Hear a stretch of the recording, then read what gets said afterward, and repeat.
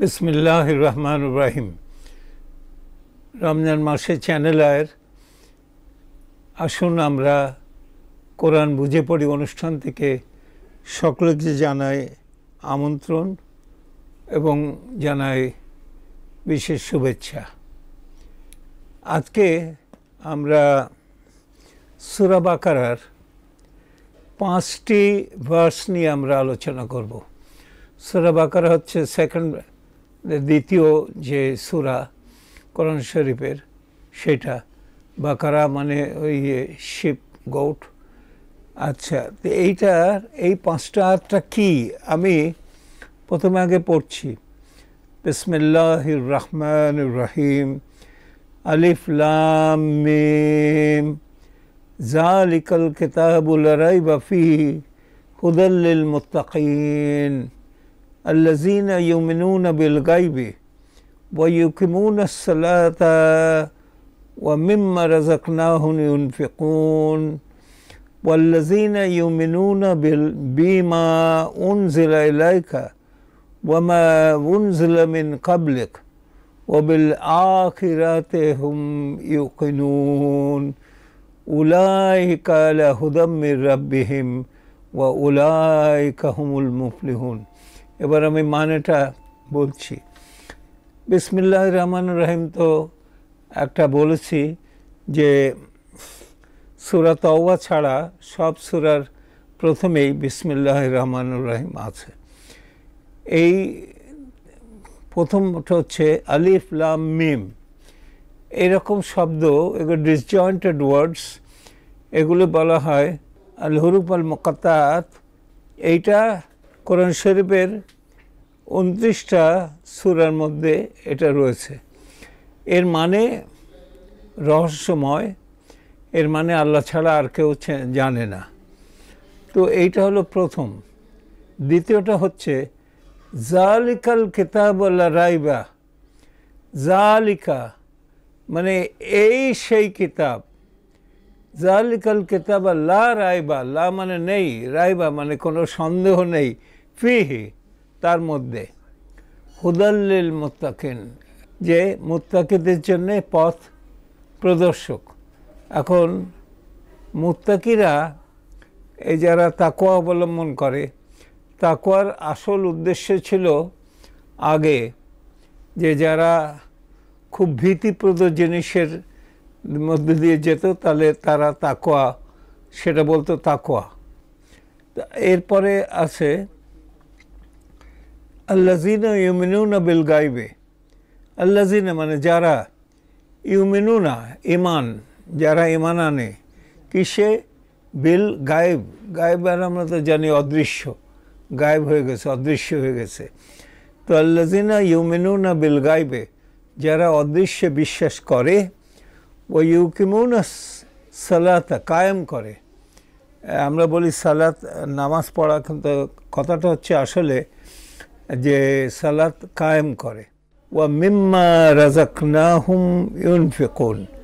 মিম্মা তাদেরকে যা দেওয়া হয়েছে, রাযাকনাহুম যে রিজিক দেওয়া হয়েছে তাদেরকে, সেই রিজিক থেকে যারা খরচ করে, ইউনফিকুন অর্থাৎ শরীয়ত সম্মতভাবে নিজের এবং অন্যের জন্য যে খরচ করে, তাদের কথা বলছে।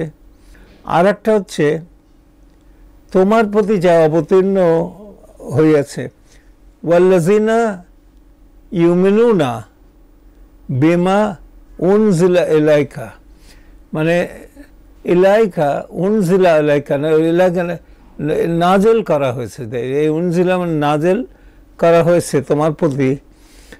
ওয়াল্লাযিনা ইউমিনুনা তাতে যারা ঈমান এনেছে, আল্লাযিনা ইউমিনুনা বিমা উনজিলা ইলাইকা ওয়া মা উনজিলা মিন কাবলিক, অর্থাৎ তোমার প্রতি যাহা অবতীর্ণ হয়েছে এবং তোমার পূর্বে যাহা অবতীর্ণ হয়েছে তাহাতে বিশ্বাস করে, তারা নিশ্চিত বিশ্বাসী।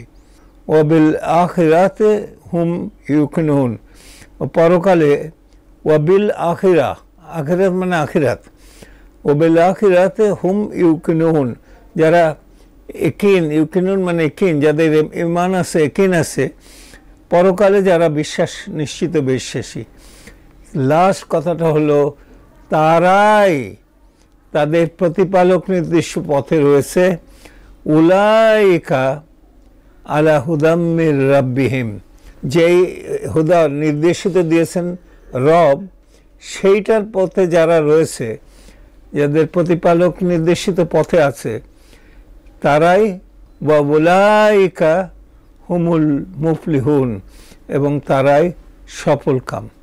তো এই যে 1 থেকে 5 পর্যন্ত যে আয়াতগুলো পড়লাম, এই আয়াতগুলো একজন মুসলমানকে সংজ্ঞা দেয়, একজন মুসলমানকে ডিফাইন করে। এই 5টা আয়াত যদি একজন ফলো করে, তাহলে বলতে হবে সে একজন মুসলমান।